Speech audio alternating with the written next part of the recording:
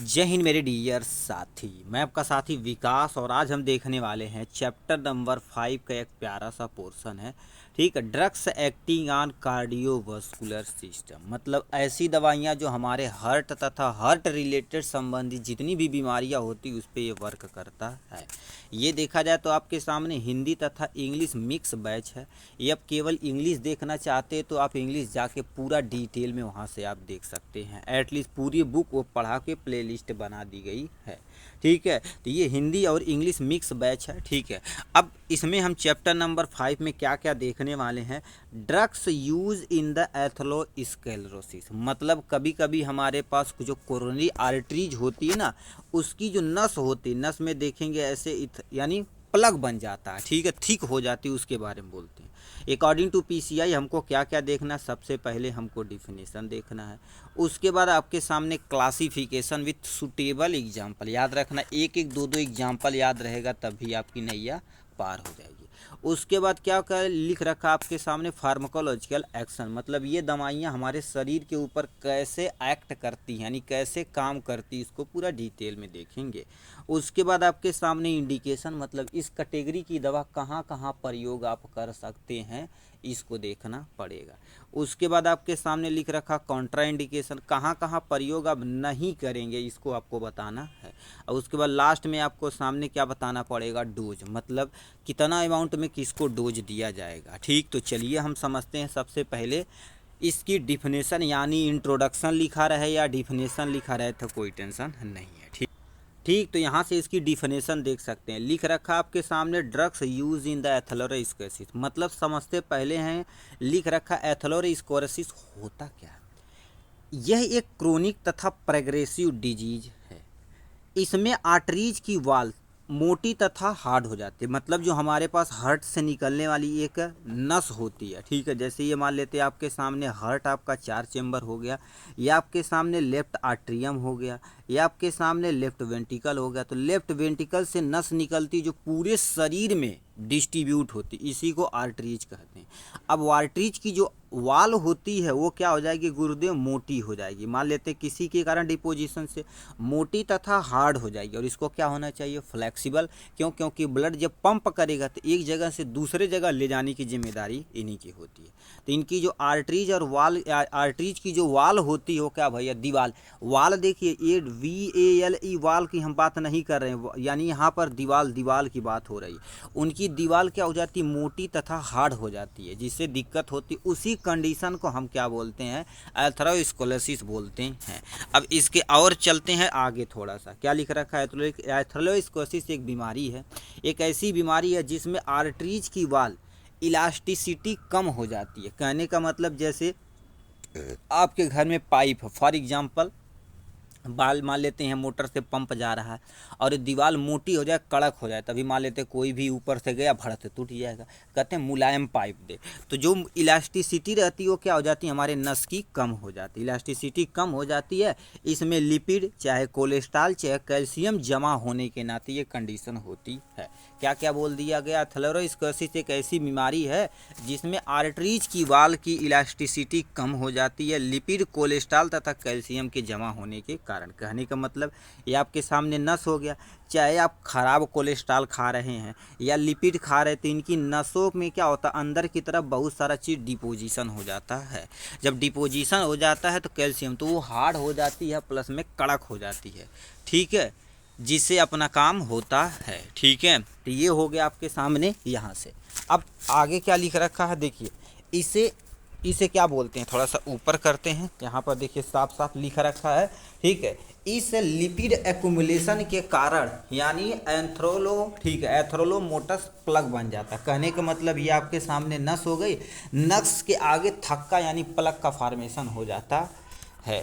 ठीक, नेक्स्ट में क्या लिख रखा, बताओ। जब प्लग बन जाएगी तो ये प्लग आर्टरीज के ल्यूमन को नैरो पतला कर देती, जिससे फ्लड यानी ब्लड फ्लो क्या हो जाएगा, थोड़ा सा कम हो जाएगा। क्यों, क्योंकि जस्ट नस जब पतली होगी तो प्रॉपर अमाउंट में यहाँ ब्लड की सप्लाई नहीं हो पाएगी, तभी दिक्कत हो सकता है। फिर नेक्स्ट पॉइंट में लिख रखा है, जब आर्टरी नैरो हो जाती है तो हार्ट और बॉडी के अंदर पार्ट तक ऑक्सीजन रिच, ठीक है, ब्लड की सप्लाई रिड्यूज होती है। कहने का मतलब, अब बताओ, जैसे हमारे तो सप्लाई तेज करना है, फॉर एग्जांपल मान लेते हैं आपके घर में बड़का मोटर है, अब पतरका पाइप लगाए मारी फाड़ उड़ जाई, उसके लिए बड़ी मोटी डिलीवरी लगाना पड़ेगा जिससे पानी एक जगह से दूसरे जगह आराम से जा सके। डिलीवरी मतलब समय पाइप बोलते हैं सिंपल सा भाषा में, ठीक है। तो यहाँ पर ब्लड की सप्लाई पर्याप्त अमाउंट में नहीं जा पाएगी, जिससे सप्लाई कम हो जाएगी, कंडीशन ख़राब हो जाएगा, ठीक। तो ये आपके सामने इंट्रोडक्शन था। अब यहाँ से इनका क्लासिफिकेशन दिया गया है, यहाँ से याद रखना। क्लासिफिकेशन में आपको कम से कम एक एक दो दो दवाइयाँ का याद नाम होना चाहिए। पहले दवाइयाँ यहाँ पर दे रखा है HMG को रिडक्टेज इनहिबिटर, जिसको हम स्टैटिन से बोलते हैं। इसमें सबसे पहला एग्जाम्पल आ जाता है अटोरवास्टिन और लोवास्टैटिन आता है, और नेक्स्ट में तुम्हारे पास पैरावेस्टिटिन आता है। तो ये आपके सामने 2-3 दवाइयाँ दी गई हैं, ठीक। बाइल एसिड सिक्वेंटेंट यानी रेजिन जिसको बोला जाता है, ठीक है, सिक्वेरेंट होता है। इसमें पहली दवाइयाँ आपके सामने क्या आ जाती है, कोलेप्टिपोल आ जाता है।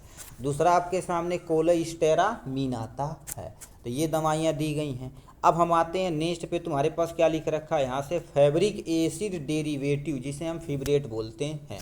इसमें तुम्हारे पास फिनो यानी फिब्रेट होता है, और नेक्स्ट दवाइयाँ आपके सामने क्या लिख रखा, क्लोफिब्रेट होता है। तो ये 2-3 दवाइयाँ यहाँ दी गई हैं, ठीक।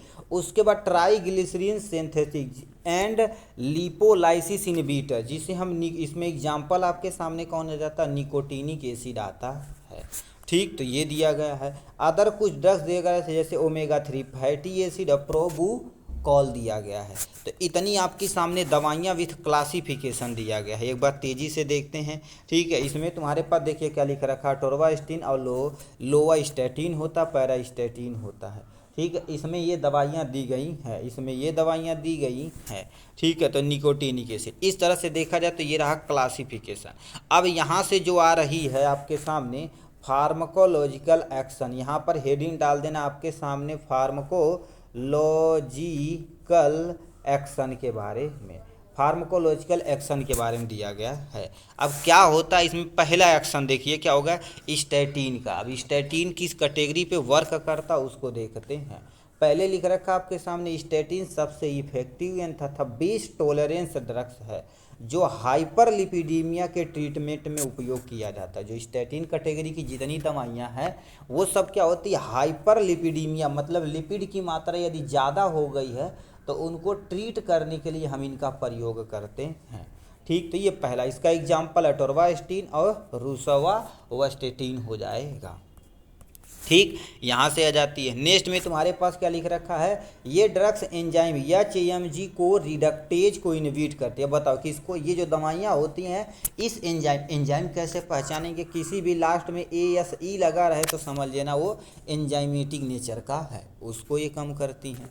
नेक्स्ट में यह एंजाइम कोलेस्ट्रॉल सिंथेसिस को, ठीक है, में रोल प्ले करती है, यानी मेन रोल कहाँ पर करती हैं, देखिए कोलेस्ट्रॉल जो सिंथेसिस होता है उसको ये क्या कर देती हैं, मेंटेन करती है, ठीक है। इसका एग्जाम्पल देखिए तुम्हारे पास, इसका एग्जाम्पल क्या लिख रखा, कोलेस्ट्रॉल का, देखो कोलेस्ट्रॉल बनने से कम हो जाता है, और ट्राइग्लिसराइड जो तुम्हारे पास खराब लिपिड है ये भी कम हो जाती है यदि ये दिया जाएगा तो। नेक्स्ट में क्या लिख रखा आपके सामने, एक्स्ट्रा बेनिफिट क्या होती है, एंटी इन्फ्लामेटरी इफेक्ट भी को, जैसे CVD यानी कार्डियोवास्कुलर डिजीज के रिस्क को कम करता है।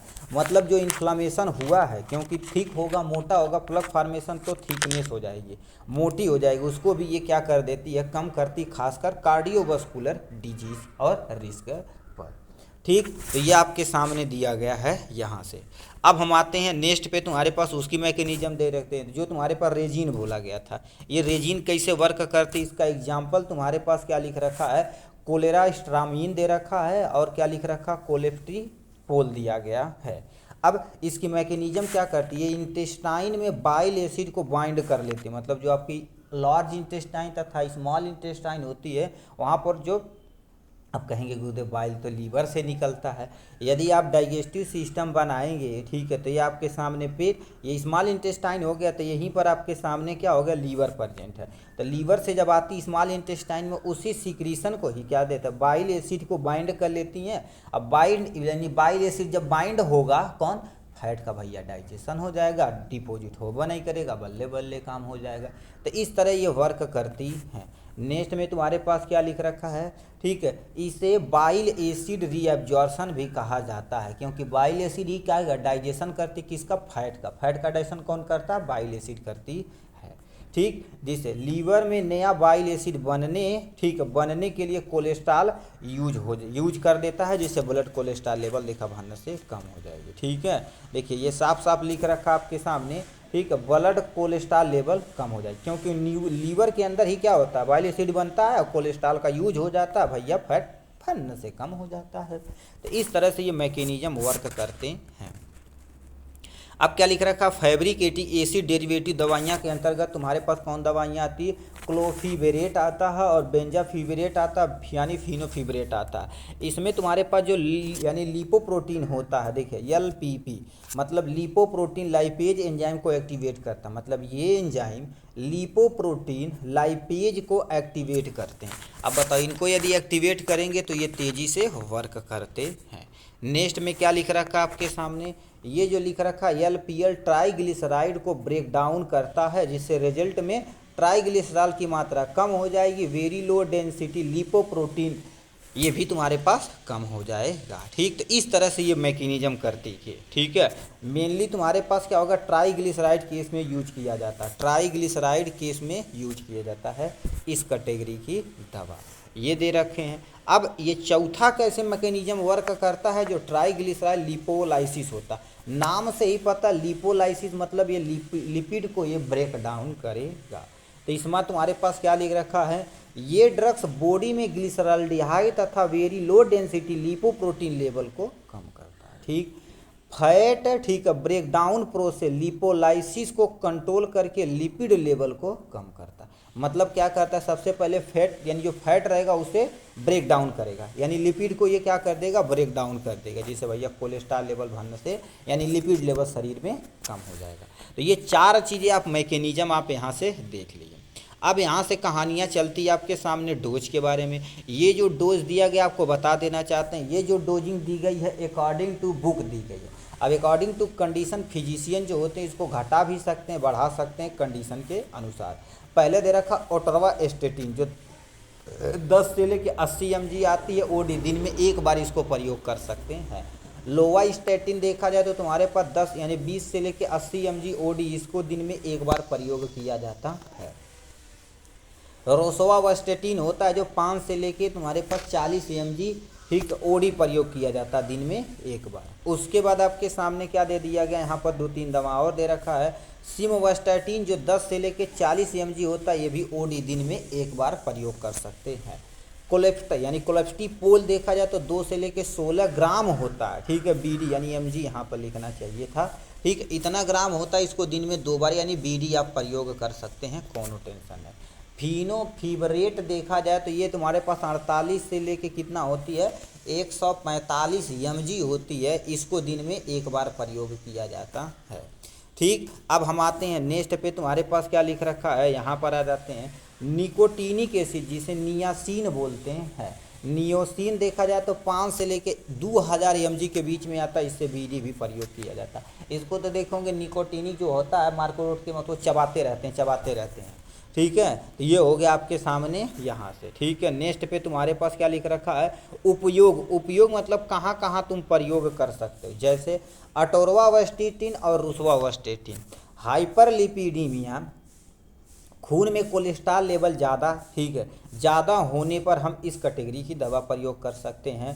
डिसलिपिडीमिया में प्रयोग कर सकते हैं, एंथ्रोस्क्लेरोसिस में प्रयोग कर सकते हैं, यानी धमनी में चर्बी जमा हो जाती है, मतलब ये जो कोलेस्ट्रॉल लेवल होता है हमारी नस में यदि बैठ जाता है तो उसमें हम क्या कर सकते हैं, प्रयोग कर सकते हैं। ठीक, हार्ट अटैक में मान लेते किसी बंदे को क्या कर दिया जाता है, देखिए साफ साफ लिख रखा हार्ट अटैक, मायोकार्डियल इन्फेक्शन में प्रिवेंट करने के लिए, ट्रीट करने के लिए हम इस कैटेगरी की दवा प्रयोग कर सकते हैं।